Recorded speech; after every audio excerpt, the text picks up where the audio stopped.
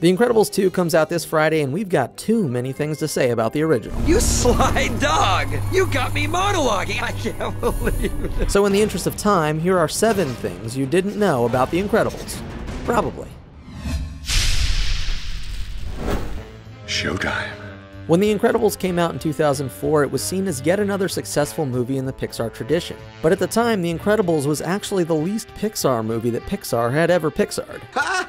Never heard that one before. Besides being their first movie to star human protagonists and the first to earn a PG rating for violence, the major difference was Brad Bird, who wrote and directed The Incredibles unassisted, making him Pixar's first outside director and auteur. Bird also assembled a creative team that had only previously worked in 2D animation, and none of the original Pixar founders were involved, as in previous productions. But The Incredibles still features many of the classic Pixar hallmarks, which leads us to our first segue. Besides breaking a few conventions set by the previous 5 features, The Incredibles still delivers the traditional Pixar Easter eggs. There are the hidden shout-outs to the past, like these Luxo and Andy store signs that make reference to Luxo Jr. and Andy from Toy Story, and the Easter eggs that tease the next movie from Pixar, in this case Cars, like this fire truck, and this shot of an unanthropomorphic Doc Hudson. But The Incredibles is actually missing one of the biggest recurring Easter eggs of all, the Pizza Planet truck from Toy Story, making it the only instance where it is not found somewhere in a Pixar movie. But we can cut old Brad Bird some slack since we have him to thank for the oldest Pixar Easter egg there is. The mother of all Pixar Easter eggs has to be A113, which appears in every one of their feature films to date. It is a reference to a classroom at the California Institute of the Arts where alumni John Lasseter and Brad Bird attended. But the first instance of it as an Easter egg was in the Brad Bird Project Family Dog, which was an animated episode of Amazing Stories back in 1987. It has since been included in every Brad Bird project, including the episodes of The Simpsons he directed, Iron Giant, Mission Impossible Ghost Protocol, and of course, The Incredibles. But it's also popped up in dozens of other movies, TV shows, and video games, including The Brave Little Toaster, Bobby's World, Doctor Who, Fallout 4, The Avengers, and Spider-Man Homecoming. Whoa. Has that been there this whole time? That's awesome. And though there hasn't been a confirmed connection between A113 and THX1138, which appears in dozens of other popular culture properties, I'm not ruling out some kind of Illuminati shenanigans, which is, boom, a bonus conspiracy theory thing. Now, besides just referencing other Pixar projects, The Incredibles makes a few real-world predictions as well. There's this dashboard GPS system inside the Incredimobile, this travel pod which has given me real Hyperloop vibes, and this iPad-looking tablet with iPhone facial recognition technology, which makes total sense since Steve Jobs was the CEO of Pixar. Also, with The Incredibles 2 coming out a whopping 14 years after the original, Syndrome would have to agree that's just Too late! 15 years too late. Well, it's not exactly on the money, but he's still pretty close.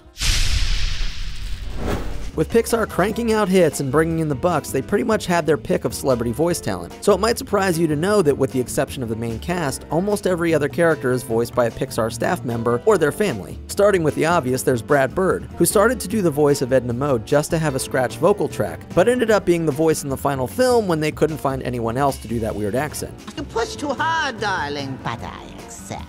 Also, Bird's oldest son lends his voice to heartthrob Tony Reidinger, while Bird's other son does the boy on the tricycle. Jack's Babysitter is done by animator Brett Parker, producer John Walker did the voice of the Reverend, and Bud Luckey, the director of the short Bounden, which preceded the theatrical release of The Incredibles, does the voice of government agent Rick Dicker. And Lou Romano, who voiced teacher Bernie Kropp and later Linguini in Ratatouille, almost predicts his own future with this line. This little rat is guilty!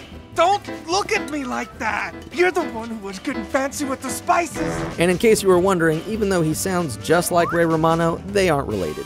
Trust me, I checked. It's no surprise that The Incredibles pays homage to the comic book superheroes of Brad Bird's youth. The family themselves are closely modeled after Marvel's The Fantastic Four, right down to the powers and even costuming. But the similarities became a bit of a problem for the 2005 production of the Fantastic Four movie, when the third act of The Incredibles was almost identical to theirs, except better. The studio reportedly threw another $20 million into the special effects to try and make Mr. Fantastic stretch as convincingly as Elastigirl. And I think it was worth it. Don't you? Over the course of its 4-year production, The Incredibles faced many obstacles in bringing the very detailed and very specific vision of Brad Bird to life. But the biggest obstacle to production was probably Brad Bird himself. I am the least whimsical guy! He became notorious for not making compromises to the story or design despite the limitations of the animation technology at the time. It's not something you think about, but Violet's long straight hair was a nightmare to create in 3D animation. But instead of changing the look of the hair, like giving her pigtails as they did with Boo in Monsters Inc., Bird insisted they spend the months it would take to reprogram the hair simulator until it looked just right. He also refused to change camera angles that would allow for easier animation, and wouldn't reuse locations, which necessitated creating 4 times more sets than any other Pixar movie before it. And since the character design for the megalomaniacal syndrome was actually modeled after Brad Bird, I think it's pretty safe to assume the crew had their opinions about his methods. Well, that's gonna do it for me. Hit the thumbs up if you're seeing Incredibles 2 this weekend, and let us know in the comments where the original stacks up in your list of all-time favorite superhero movies. Oh man! I'm still geeking out about it! Thanks for watching, and subscribe to Cinefix for more true-ish things about movies and sometimes Illuminati shenanigans, right here on Things You Didn't Know.